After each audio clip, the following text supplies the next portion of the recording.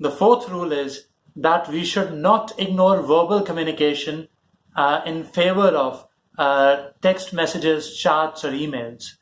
Friends, these days, the importance of communication has increased quite a lot. And majority of us today, in order to communicate with each other, depend upon things like text messages, emails, chats. I'm not saying that we should totally ignore these things. It's not possible.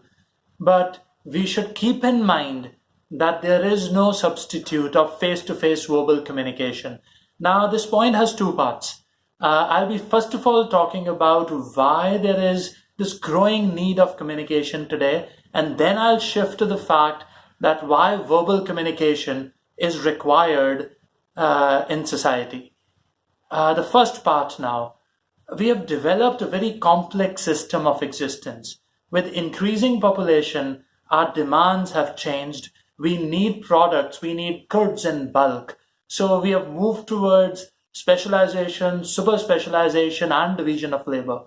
With all these things, we have developed a very strong services sector. Now in services sector, if I have to provide you a service, I need to explain that service to you. So the need to communicate well. I might have to give a presentation to explain the thing to you. So verbal communication needs to be good. I might have to write about the product that I want to sell. So the written part has to be good. So overall, the need of communication has increased quite a lot in society these days. Now comes the second part. The second part in which we'll talk about why we are relying so much on emails, text messages, etc., and why we should not ignore verbal communication. We do not have time, friends. This is single most important reason why we are relying so much on text messages and emails. We want to save time. We want to do multiple things in a very short span of time. So we rely on emails and text messages. Of course, in business world, they lend accountability also because everything is in the written form.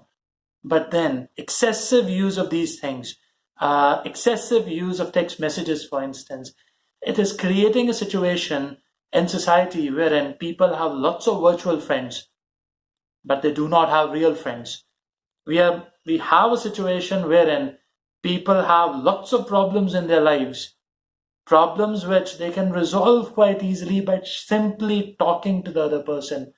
But they cannot talk. Why? Because on the social media networks, they have the smiling pictures and happy status lines. But in reality, their core is totally hollow.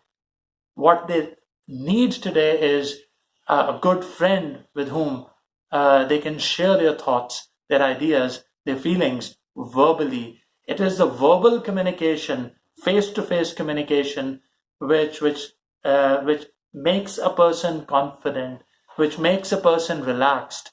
So, if you want to communicate effectively, my tip to you is kindly do not ignore verbal part, because at times people, they end up in a situation where they can type things really well, but the moment they have to talk to a person, they can't do it. Their interpersonal skills are very bad.